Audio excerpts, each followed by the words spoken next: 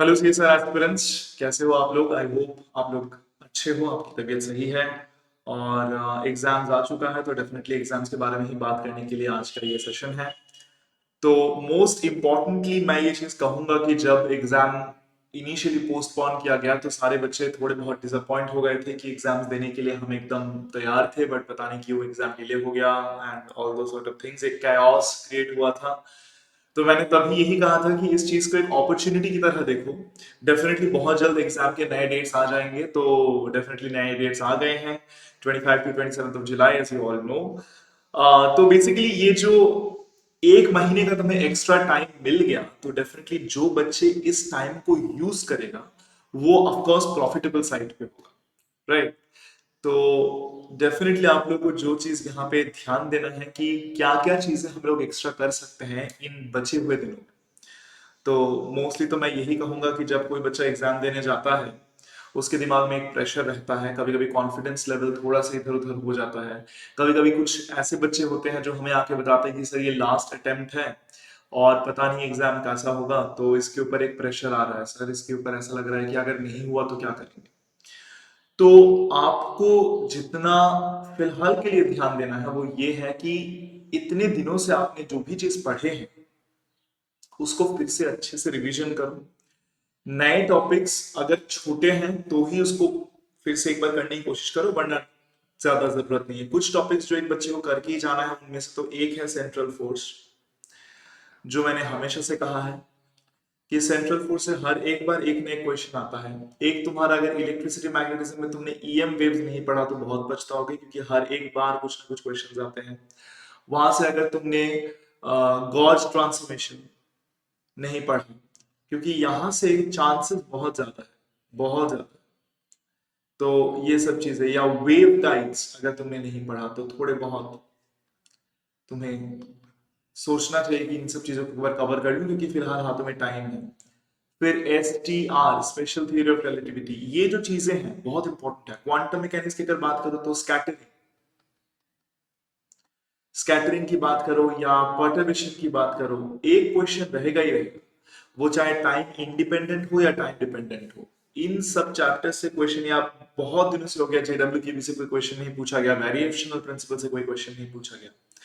तो फिलहाल तुम्हारे हाथ में जो टाइम है वो टाइम तुम बस इन सारे चैप्टर्स को, अगर कुछ नया पढ़ना है तो इन सब चैप्टर्स में से को एक बार रिवीजन कर सकते हो, पढ़ सकते हो नए तरीके से। अदरवाइज कुछ नया चीज एकदम से उठाने की जरूरत नहीं है, जो चाहे तुम कितना भी पढ़ लो नहीं होगा। तो ऐसी चीज ना उठाओ तो ही बेहतर है फिलहाल के जो टाइम है। इस टाइम में तुम्हें ज्यादा से ज्यादा जो चीज फोकस करना है वो ये है कि अपने कॉन्फिडेंस लेवल को हमेशा एक ठीक ठाक कम वे में रखना है। ऐसा नहीं सोचना है कि अगर एग्जाम नहीं होगा तो क्या होगा। वहां पे जो 3 घंटे के जो टाइम है ना भाई, ये 3 घंटे के टाइम में तुम्हें अपने आप को बहुत काम रखना है। अगर ऐसा हुआ कि पेपर काफी टफ आया तो वो देख के घबरा के एकदम वो नहीं होना है। तुम्हें हमेशा ध्यान रखना है कि तुम्हारा जो कंपटीशन होगा that will be with the candidates of India, जिनके पास सेम सोर्सेज रिसोर्सेज अवेलेबल है। तुमने जो पढ़ा है उन्होंने भी वही पढ़ा है, मेजोरिटी ऑफ द क्राउड में ये कह रहा हूं। तो अगर पेपर तुम्हारे लिए टफ है तो उनके लिए भी टफ होगा। तो as a result of which cut off क्या हो जाएगा, कम हो जाएगा। और ये कॉम्पिटिटिव एग्जाम है तो डेफिनेटली अच्छी बात है।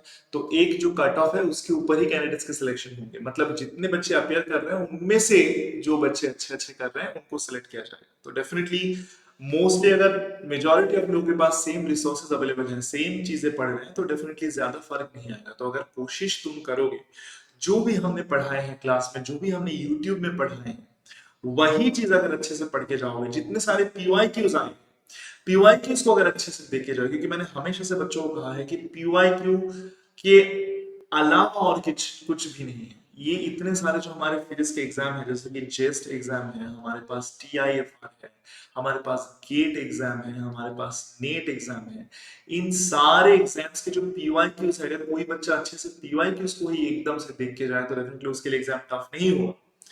अब पीवाईक्यू के अलावा लोग कुछ नहीं कर रहे हैं, ज्यादा से ज्यादा ज्यादा कहीं इधर से उधर से क्वेश्चन लाके करने की कोई जरूरत नहीं। तुम अगर इतने ही चीज को अच्छे से कर लेते हो तो बहुत बड़ी बात है, बहुत बड़ी बात है, ट्रस्ट मी। दूसरी बात यह है कि वो 3 घंटे का जो टाइम है एग्जाम में, उस 3 घंटे में तुम अपने आप के प्रेशर लेवल को कैसे हैंडल करोगे, ये चीज के आंसर तुम्हें ही ढूंढ निकालने पड़ेंगे। कैसे? मॉक टेस्ट ज्यादा देके। तो ये जो टाइम है, कोशिश करो ज्यादा से ज्यादा मॉक टेस्ट दो, ताकि तुम्हें एटलीस्ट पता चले कि जो सेक्शंस है, उन सेक्शंस में कौन से सेक्शन को तुम पहले अटेम्प्ट करोगे, कौन से सेक्शंस को बाद में अटेम्प्ट करोगे। हर एक सेक्शन में तुम्हारे खुद के एक एम रहना चाहिए कि मुझे इस सेक्शन से इतने अमाउंट ऑफ मार्क्स मिलने चाहिए। जैसे कि मैंने हमेशा बच्चों को कहा है कि अगर क्वेश्चन मॉडरेट आया तो डेफिनेटली अगर तुम 110 लेके आ जाओगे तो तुम्हारा सीएसआर क्रैक हो जाएगा। अगर क्वेश्चन टफ आ गया तो डेफिनेटली कट ऑफ तो 80 से 90% तक डेफिनेटली वेरी करता ही है। 80 से 90% बोल रहा हूँ, सॉरी, 80 टू 90 मार्क्स तक वेरी करता ही है। तो अगर टफ आया तो इस हिसाब से, और अगर तुम्हारा पेपर मॉडरेट आया तो डेफिनेटली 110 लेके आ जाओ, तुम्हारा सीएसआर क्रैक हो चुका है। तो यहाँ पे तुम लोगों को पता होगा कि हमारे पास जो सेक्शन है that is section A, then section B, then section C. ये जो सेक्शन सी है भाई, ये बहुत ही बढ़िया सा सेक्शन है, क्योंकि यहाँ से ज्यादा मार्क्स उठाने के चांसेस है, मार्क्स जाने के चांसेस भी ज्यादा है। जहाँ पे सेक्शन सी में 30 क्वेश्चंस रहते हैं, करना है तुम्हें 20। सेक्शन बी में 25 क्वेश्चन रहते हैं, करना है तुम्हें 20 क्वेश्चन। सेक्शन ए में 20 क्वेश्चन रहते हैं, जहां से तुम्हें 15 क्वेश्चन करने हैं। यहाँ पे हर एक क्वेश्चन का मार्क्स होता है 2, यहाँ पे हर एक क्वेश्चन का मार्क्स होता है 3.5, यहाँ से हर एक क्वेश्चन का मार्क्स होता है तुम्हारा 5। तो अगर तुम एक बेसिक सा एक अप्रोक्सीमेशन लेके चलो कि यहाँ से 20 क्वेश्चन में से अगर तुम सेक्शन ए मतलब जनरल एप्टीट्यूड पे बहुत ज्यादा ध्यान दे रहे हो तो डेफिनेटली इट्स फाइन, तुम यहाँ से 15 के 15 क्वेश्चन सही करके तुम 30 मार्क्स उठा सकते हो। बट अगर मैं कह रहा हूँ कि ऑन एन एवरेज अगर एक बच्चा 10 क्वेश्चन भी करके आए और उनमें से अगर 10 क्वेश्चन सही हो जाए तो 20 मार्क्स यहाँ से इजीली आ जाएगा। अगर यहां से तुम सेक्शन बी को उठाओगे, सेक्शन बी में 3.5 मार्क्स क्वेश्चन, अगर यहां से तुम लगभग लगभग एक क्वेश्चन का वो कर लो कि I need to do at least 15 questions from here, then definitely उस 15 क्वेश्चंस में से कुछ क्वेश्चंस रॉन्ग हो सकते हैं बट बाकी क्वेश्चंस करेक्ट होंगे। और यहाँ पे तुम्हारा नेगेटिव मार्किंग भी 1/3 होता है, हमेशा 1/3 इज द नेगेटिव मार्किंग। जितने भी टोटल मार्क्स है उसका 1/3। और यहाँ पे जो सिनेरियो है सेक्शन सी में से, सेक्शन सी में से एटलीस्ट तुम्हें 12 क्वेश्चन करके आने हैं, जो 12 क्वेश्चन में से एटलीस्ट 10 तुम्हारा करेक्ट होना चाहिए। तो अगर ये एम लेके तुम चलोगे तो डेफिनेटली तुम्हारे एक अच्छा सा मार्क्स आ जाए एग्जाम में। अब कौन सा पार्ट पहले करना है, कौन सा पार्ट बाद में करना है, ये डेफिनेटली हर एक स्टूडेंट टू स्टूडेंट वेरी करता है कि वो किस पार्ट में ज्यादा कंफर्टेबल है, उसका ग्रिप कितना है सब्जेक्ट के ऊपर। जैसे कि मैं जब एग्जाम देता था सीएसआर के टाइम, जब मैं स्टूडेंट था, तो उस टाइम पे क्या होता था, फिलहाल भी मैं स्टूडेंट ही हूँ अगर देखा जाए तो, बट मैं कह रहा हूँ we can never stop learning physics, तो उस हिसाब से तो we all are students. But अगर देखा जाए तो सेक्शन सी मैं पहले अटेम्प्ट करता था, क्योंकि सेक्शन सी मुझे बहुत पसंद था कि आराम से एकदम एग्जाम हॉल में जाओ और आराम से बैठ के पहले सेक्शन सी को कंप्लीट कर लो। 1 घंटा टाइम तुम इसके ऊपर दो, पहले 1 घंटे में तुम कोशिश करो कि एकदम ठंडे दिमाग में सेक्शन सी में क्वेश्चंस करेक्ट टू करेक्ट कर लेने का। उसके बाद तुम यहाँ पे 1 घंटे टाइम दो, उसके बाद तुम 30 मिनट्स टाइम यहाँ पे दो, उसके बाद तुम देखो जो बाकी 30 मिनट्स रह गया है उस 30 मिनट्स में तुम कहाँ से क्वेश्चन और कर सकते हो, या कुछ क्वेश्चंस जो करे वहां पे कहीं पे गलती रह गया या नहीं रह गया। तो डेफिनेटली अगर वो 30 मिनट्स चाहो तो यहाँ पे ऐड करके यहाँ पे तुम 1.5 घंटे टाइम दे सकते हो। तो ये मैंने तुम्हें एक मेरा तरीका बताया है, बट डेफिनेटली तुम्हारा जो तरीका होगा एग्जाम को अप्रोच करने का, that you have to find by yourself. तो मेरे तरीके इसको भी अपना सकते हो जब तुम नेक्स्ट टाइम मॉक टेस्ट दोगे। Mock test is very important. मैंने ऐसे एक भी बच्चे को नहीं देखा जो मॉक टेस्ट में अच्छा रिजल्ट नहीं किया बट एग्जाम में जाके कर दिया, ऐसा नहीं होता है। तो मॉक टेस्ट दोगे, मॉक टेस्ट देते देते देते देते तुम्हें बहुत ज्यादा चीजों की वो होगा कि कब से कैसे अटेम्प्ट करना है, क्वेश्चन कैसे अटेम्प्ट करना है। Even the choice of question is also a part of exam. कौन सा क्वेश्चन तुम चूज कर रहे हो, that is also very important. तो ये सारी चीजें तुम लोगों को ध्यान में रखना है, और ध्यान में रख के तुम्हें एग्जाम में आगे बढ़ना है। दूसरा एक चीज जो है रिवीजन वाला पार्ट, मैं हर एक बच्चे को कहूंगा कि तुमने जितना भी पढ़ा है, जो भी पढ़ा है, प्लीज एक कॉपी खरीदो। एक कॉपी खरीदो और उस कॉपी में सारे के सारे जो फॉर्मूलाज हैं, फॉर्मूलाज को नोट डाउन करो। क्वांटम मैकेनिक्स के, ईएमटी के, मोस्टली क्वांटम मैकेनिक्स के फॉर्मूला बच्चे बहुत भूलते हैं, ईएमटी के फॉर्मूला बच्चे बहुत भूलते हैं। स्टैटिस्टिकल मैकेनिक्स में ज्यादा फॉर्मूला नहीं है, एक ही टाइप के प्रॉब्लम्स है, बट वो भी फॉर्मूला याद रख लो कि अगर हमें हेल्महोल्ट्ज फ्री एनर्जी कैसे निकालना है, पार्टीशन फंक्शन कैसे निकालना है क्लासिकल सिस्टम के लिए, क्वांटम सिस्टम के लिए, फिर उसके बाद हम लोगों को टोटल एनर्जी कैसे निकालना है, फिर उसके बाद हम लोगों को अब एंट्रोपी कैसे निकालना है, फिर उसके बाद हम लोगों को स्पेसिफिक हीट कैसे निकालना है, उसके बाद हम लोगों को लाइक केमिकल पोटेंशियल कैसे निकालना है, grand chemical ensemble partition function कैसे निकालना है। ये सारी चीजें तुम लोगों को याद रखनी है। फिर डायटोमिक मॉलिक्यूल के लिए हम लोगों को क्लासिकल तरीके से कैसे translational, rotational and vibrational partition function निकालना है, डायटोमिक मॉलिक्यूल के लिए क्वांटम मैकेनिकल तरीके से कैसे translational, rotational, vibrational partition function निकालने हैं। ये सारी की सारी चीज तुम लोग एक फॉर्मूला की तरह खाते में एक बार लिख लो, ताकि जब भी हो तुम उस फॉर्मूले को रिवीजन करो। और फॉर्मूला रिवीजन करना इतना ज्यादा इंपॉर्टेंट है, मोस्टली न्यूक्लियर फिजिक्स के फॉर्मूलाज, एटॉमिक फिजिक्स के फॉर्मूलाज, मोस्टली जो मॉलिक्यूलर वाला पार्ट है एटॉमिक फिजिक्स का, दैट इज वेरी वास्ट। तो उसके फॉर्मूलाज अगर तुम लिख के एक जगह पे रखोगे तभी ना जाके तुम एग्जाम में अच्छा कर पाओगे, क्योंकि वो फॉर्मूला याद रखना बहुत ज्यादा इंपॉर्टेंट है।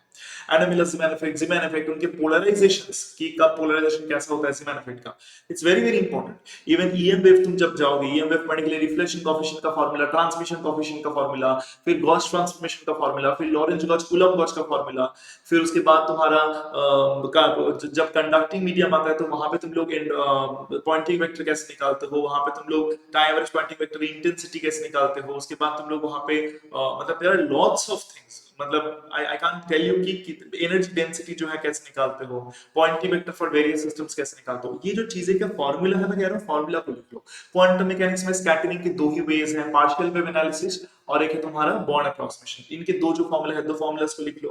पार्शियल वेव एनालिसिस में भी दो केसेस आते हैं, एक तो है तुम्हारा कि जो पोटेंशियल है वो पोटेंशियल एक नॉर्मल पोटेंशियल है, मतलब आर थीटा फाई तीनों के ऊपर डिपेंड करता है, और एक पोटेंशियल है जो सिर्फ आर के ऊपर डिपेंड करता है। यहाँ पे आर के माथे पे वेक्टर है, आर के माथे पे वेक्टर मतलब आर थीटा फाई तीनों के ऊपर डिपेंड करता है, और एक पोटेंशियल है जो सिर्फ आर के ऊपर डिपेंड करता है। तो इन दोनों के लिए पार्शियल वेव का यस, इन दोनों चीजों के लिए जो तुम्हारा बॉर्न अप्रॉक्सीमेशन है, बॉर्न अप्रॉक्सीमेशन के फॉर्मूलाज अलग अलग होते हैं। तो डेफिनेटली इन फॉर्मूलाज को तुम लोग एक जगह पे लिख लो। फिर तुम्हारा टाइम डिपेंडेंट पर्टर्बेशन थ्योरी, उसके लिए तो एक पर्टिकुलर फॉर्मूला है ही, उस फॉर्मूला के ऊपर दो केसेस आते हैं, एक तुम्हारा टाइम बहुत ज्यादा है, एक टाइम बहुत कम है for a constant perturbation. So how to do that? तुम्हारे नॉर्मल केस में जब पर्टर्बेशन होता है, जब टाइम इंडिपेंडेंट पर्टर्बेशन पढ़ते हो, तो वहां पे तुम्हारे एनर्जी का फर्स्ट ऑर्डर करेक्शन, एनर्जी का second order correction, wave function का फर्स्ट ऑर्डर करेक्शन, इन तीनों के फॉर्मूलाज। तो ये फॉर्मूलाज जब तक तुम खाते पे लिख के फिर से हर दिन उसको याद नहीं करोगे तब तक नहीं याद रहने वाला है। स्फेरिकल हार्मोनिक का जो टेबल है, एटलीस्ट मैंने कहा था कि y2 प्लस माइनस 2 तक याद कर लो, y0 0 से लेके यहां से यहां तक याद कर लो। तो ये चीजें फिलहाल तुम ये जो वक्त है इस पे तुम ये चीजों को ध्यान दे सकते हो। फिलहाल ज्यादा कुछ प्रेशर मत लो, ज्यादा कुछ वो मत लो। ऐसे अगर दुआ के बोला तूने ये नहीं पढ़ा, तूने ये नहीं पढ़ा, देख भाई मैं तुझे हमेशा कहता हूँ एग्जाम जो क्रैक होता है, मेहनत इज ऑलवेज देयर। कोशिश तुम करोगे, तुम मेहनत करोगे तभी एग्जाम क्रैक होगा। बट एग्जाम क्रैक करने में एक और एक चीज भी रहता है, वो लोग स्वीकार करे या ना करे, there is a bit of luck also. कभी कभी ऐसा भी होता है कि तुमने एक चीज पढ़ के नहीं गए और वो चीज मतलब लक की वजह से एग्जाम में आया भी नहीं, पूछा भी नहीं गया। और कभी कभी ऐसा भी हो सकता है कि जो तुम चीजें पढ़ के नहीं गए वही एग्जाम में दे दिया गया। तो डेफिनेटली जो पार्ट अगर 10% या 20% अगर लक है तो डेफिनेटली उस चीज को हम साइड में रखते हैं। 80% जो हम कोशिश कर सकते हैं, हम उसके ऊपर क्यों नहीं ध्यान दे रहे, हम उसके ऊपर ध्यान दें। तो फिलहाल जो टाइम है उसमें कोशिश का पार्ट तो ज्यादा कुछ है नहीं। फिलहाल जो मैंने ये चैप्टर्स तुम लोगों को बताए हैं, इन चैप्टर्स को तुम लोग चाहो तो नए से पढ़ सकते हो, पढ़ के ही जाना, क्योंकि इससे क्वेश्चंस आएंगे ही आएंगे, मैं लिख के दे सकता हूँ। बट इन चैप्टर्स के अलावा तुम्हारे पास एक ही काम है कि फॉर्मूले को रिवीजन करो। पीवाईक्यूज अगर तुम्हारे पास सॉल्व पेपर्स हैं, या हम लोग यूट्यूब में इतने सारे वीडियोस कराए हैं पीवाईक्यूज के, वो देखते जाओ। कंडेंस मैटर फिजिक्स के मैंने तो पता नहीं कितने सारे पीवाईक्यूज कराए हैं, नेट के कराए हैं, गेट के कराए हैं, टीआईएफआर के कराए हैं, जस्ट के कराए हैं। अभी फिलहाल मैं सेंट्रल फोर्स के कोर्स लेके आया हूँ, जो तुम्हें अगर घर में सेंट्रल फोर्स अकेले से पढ़ा नहीं जा रहा है तो डेफिनेटली तुम मेरे सेंट्रल फोर्स के कोर्स देखो। ना यू कैन आस्क सर कैसे देखें, तो डेफिनेटली वो देखने के लिए मैं तुम्हें बता देता हूँ कैसे देखना है। All you have to do is to just go to Google Chrome. तुम गूगल क्रोम में जाओ और गूगल क्रोम में जाके जो हमारा मैथ एंड फिजिकल साइंस का जो चैनल है उस चैनल को खोलो। तो आई थिंक आप लोग देख पा रहे हो, आप लोग के सामने एक चैनल खुल गया है। तो जैसे ही तुम इस चैनल को खोलोगे, तो खोलने के बाद all you have to do is to go to the playlist. जैसे तुम प्लेलिस्ट में जाओगे, थोड़ा सा तुम यहाँ पे स्क्रॉल करके नीचे आना, यहाँ पे तुम्हें दिखेगा, देखो यहाँ पे मैंने पर्टर्बेशन, अच्छा just physical science question papers, यहाँ पे क्वांटम मैकेनिक्स के मैंने बहुत सारे क्वेश्चंस यहाँ पे करके रखे हैं, तुम लोग यहाँ से देख सकते हो। ये जो यहाँ पे दिख रहा है ना भाई, ये जो यहाँ पे दिख रहा है 179 वीडियोस, ये जो CSI नेट फिजिकल साइंस 2024, इसको एक बार प्ले करना। इसको जैसे ही प्ले करोगे, देखना एकदम शुरुआत में ही तुम्हें यहाँ पे दिख जाएगा सेंट्रल फोर्स के कितने क्लासेस है। तो जरा यहाँ पे देख कितने क्लासेस है, यहाँ से शुरू हो रहा है सेंट्रल फोर्स फिजिकल साइंस। अच्छा मोस्टली तुम्हें देखना है यहाँ से, बेसिकली यहाँ से होगा शायद सेंट्रल फोर्स, यहाँ से ये वाला, ये वाला, ये वाला, ये वाला, PYQs जहां से शुरू हो रहा है जरा यहाँ पे देख, फिर ये वाला, all this sort of things, और ये जो सारे तुम्हारे क्लासेस यहाँ पे हैं, अभी भी सेंट्रल फोर्स से क्लासेस हो रहे हैं, आज भी होगा सेंट्रल फोर्स का क्लास, कल भी होगा, परसों भी होगा, जहाँ पे हम लोग सारे के सारे एग्जाम्स के PYQs वहां पे सॉल्व करेंगे। अगर तेरे से थ्योरी पढ़ा नहीं जा रहा, एटलीस्ट PYQs को देख ले, क्या पता कि PYQs से क्वेश्चन डायरेक्ट आ जाए, या PYQs के फॉर्मूला के ऊपर बेस करके क्वेश्चन आ जाए। तो डेफिनेटली मैं कह रहा हूँ कि जब मैं मेहनत कर सकता हूँ तुम्हारे लिए, तो तुम क्यों नहीं कर सकते? डेफिनेटली तुम्हें भी मेहनत करने हैं। और एक बात तो डेफिनेटली हम सबको पता ही है शायद, कि अगर तुम लहरों से डरोगे तो कभी भी नाव पार नहीं होगा, और अगर तुम कोशिश करोगे तो कभी भी तुम्हारा हार नहीं होगा। तो डेफिनेटली ये चीज को अगर ध्यान रखोगे तो तुम आगे बढ़ सकते हो। कोशिश करने में क्या जाता है, कभी कोशिश ना करके कुछ चीज ना होने का जो रिग्रेट है वो ज्यादा है, रादर देन कोशिश करने के बाद अगर वो ना हो रहा है तो तुमने कोशिश किया, नहीं हुआ, इट्स फाइन, बट तुमने कोशिश भी नहीं किया, वो चीज हुआ भी नहीं, वो चीज का रिग्रेट बहुत ज्यादा है। और जब तुम्हारा एज बढ़ता जाता है ना, वो सारे रिग्रेट्स को साथ में लेके जीना इट्स वेरी टफ। तो मैं यही कहूंगा कि फिलहाल तुम्हारे पास वक्त है, ये जो 3 वीक का तुम्हारा वक्त है, एक टाइम टेबल क्रिएट करो। हर दिन रात में सोने जाने से पहले नेक्स्ट दिन के एक टाइम टेबल क्रिएट करो, इट हेल्प्स अ लॉट। ऐसा तुम सोच सकते हो कि सर ये हेल्प नहीं होता है ज्यादा, क्या होगा, टाइम टेबल क्रिएट फॉलो नहीं कर पाता, बट मैं तुझे कह रहा हूँ कि अपने आप को ज्यादा टफ टाइम टेबल मत दे, इजी ही दे, कि एक फॉर्मुला रिवीजन करूंगा, एक मॉक टेस्ट दूंगा, उस मॉक टेस्ट में क्या क्या गलती किया है उस चीज को मैं देखूंगा। कुछ लोग क्या करते हैं, मॉक टेस्ट देके रख देते हैं, उससे कोई हेल्प नहीं हो रहा है। मॉक टेस्ट दे रहे हो तो जो जो चीजें तुम्हें गलती हुआ है, जो जो फॉर्मुलाज तुम्हें नहीं आए हैं, वो फॉर्मुलाज तुम फिर से नोट डाउन करो, जिस जगह पे तुम्हारा नहीं हुआ उस जगह को फिर से देखो। अगर कुछ ऐसा चीज है जो तुमने पढ़ा ही नहीं, वहां से क्वेश्चन आ गया तो उसको छोड़ दो, ठीक है, तुम अभी तो टाइम नहीं है, बट ये सारे चैप्टर्स प्लीज करके जाना, ये सारे चैप्टर्स प्लीज करके जाना, क्योंकि क्वेश्चन यहाँ से आएंगे ही आएंगे। बट मैं कह रहा हूँ कि इसके अलावा, जैसे कि तुम अगर आइसिंग मॉडल बोल के एक बात है, या ब्लैक बॉडी रेडिएशन बोल के एक बात है, ब्लैक बॉडी रेडिएशन, क्योंकि लास्ट एग्जाम में तुम्हारा बोस-आइंस्टीन कंडेंसेशन आया था स्टैटिस्टिकल मैकेनिक्स से, तो इस बार ब्लैक बॉडी रेडिएशन आने के चांसेस ज्यादा है। तो ये जो चीजें हैं ये तुम डेफिनेटली करके ही जाना भाई, ठीक है। ये अभी जो टाइम है उस टाइम में तो इसको कर सकता है। सेंट्रल फोर्स का तो वीडियोस मैंने डाल दिए, उसको 2x के स्पीड में देख ले, क्या क्या दिक्कत है? 2x की स्पीड में देख लो, कब मोशन इलिप्टिक होगा, कब मोशन पैराबोलिक होगा, कब मोशन हाइपरबोलिक होगा। जब आप मोशन इलिप्टिक होगा तो आर मिनिमम आर मैक्सिमम कैसे निकालते हैं, same axis same minor axis कैसे निकालते हैं, एंगुलर मोमेंटम कैसे निकालते हैं, टोटल एनर्जी कैसे निकालते हैं, फिर जब मोशन पैराबोलिक होगा डिस्टेंस ऑफ क्लोजेस्ट अप्रोच कैसे निकालते हैं। बस इतना ही तो करना है भाई, और कुछ नहीं करना है। फिलहाल के लिए मैं कह रहा हूँ कि ये सारे चैप्टर्स देखे जाओ, कि क्वेश्चन आने ही वाले हैं इन सारे चैप्टर्स। बाकी मैं ये कह रहा हूँ कि अपने खाने पीने पे ध्यान दो, कीप योर सेल्फ हाइड्रेटेड, पानी ज्यादा पिया करो, एंड डेफिनेटली अपनी डाइट के ऊपर थोड़ा सा ध्यान दो फिलहाल के लिए, तबीयत खराब ना हो जाए। अभी बारिश का मौसम है तो काफी जगह पे मच्छर वगैरह हो सकता है, तो अपने आप को कोशिश करो कि कोई मच्छर वच्छर ना काटे, क्योंकि एग्जाम का टाइम है। तो अगर हो सके तो रात में मॉस्किटो नेट वगैरह लगा के सोया करो, सो दैट तुम सेफ रहो, एग्जाम के टाइम से पहले कोई बुखार वगैरह ना आए। बस खुद का थोड़ा ध्यान रखो, पढ़ाई करते रहो। बस कुछ ही दिन की तो बात है, एग्जाम हो जाने के बाद फिर तो फ्री हो जाएगा, उसके बाद फिर से तू मतलब like at least you will get to rest a bit. So उसके बाद तो डेफिनेटली लाइफ बहुत टफ होने वाला है, क्योंकि अगर एग्जाम क्रैक हो गया फिर इंटरव्यू के लिए तैयारी करो, फिर उसके बाद PhD ज्वाइन करो, या असिस्टेंट प्रोफेसर के लिए अगर जा रहे हो तो उसके लिए तैयारी करो। तो लाइफ इज दिस, लाइफ में कभी ऐसे करके बैठ जाऊंगा ये मत सोचना, लाइफ को एंजॉय करो। क्योंकि मैं तुझे एक बात अपनी खुद के उससे कह रहा हूँ कि सफर जो है ना वो ही ज्यादा इंटरेस्टिंग होता है मंजिल से भी ज्यादा। एक बार मंजिल तक पहुंच जाते हो ना, फिर ऐसा लगता है यार यार फिर तो क्या ही है, फिर उसके बाद हम कोई नया सफर जब तक नहीं आ रहा तब तक लाइफ बोरिंग लगता है।